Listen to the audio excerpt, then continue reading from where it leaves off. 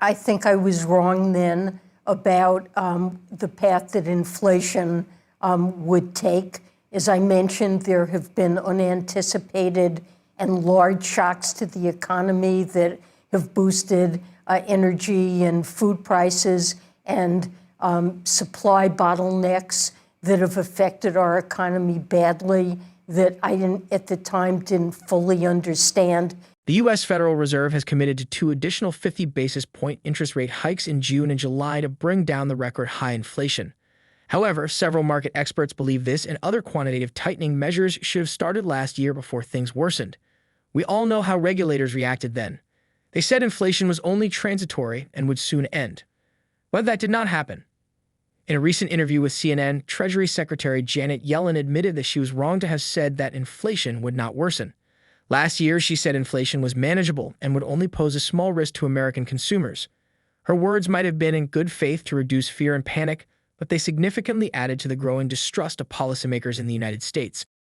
Almost a year later, an 8.5% inflation rate, Yellen has finally admitted that she was wrong about inflation because she failed to consider important factors that significantly contributed to the record high increases in prices.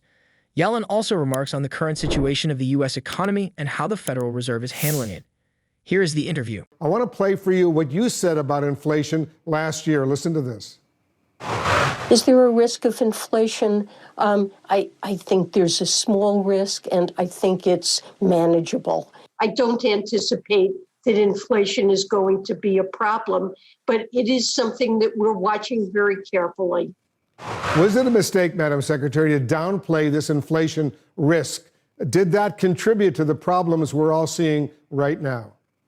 Well, look, I think I was wrong then about the path that inflation would take.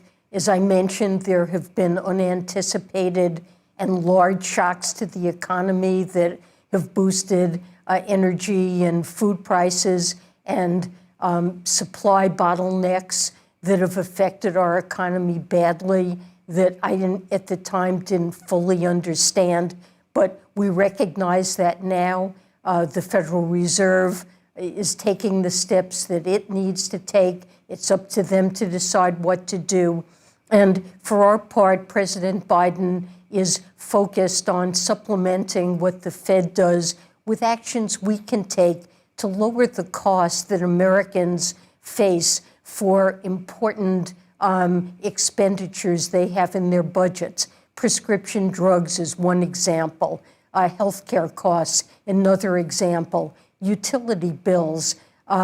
If Congress is willing to pass some of the proposals to boost the use of non-renewables, I think that can serve to bring down an important cost that households face. But let me just follow up. You say you were wrong in your assessment of inflation a year or so ago. Just today, the former U.S. Treasury Secretary, Larry Summers, a man you know well, said the Federal Reserve needs to do some, quote, considerable soul searching right now about how badly they missed the gravity of the inflation problem. Is Larry Summers right?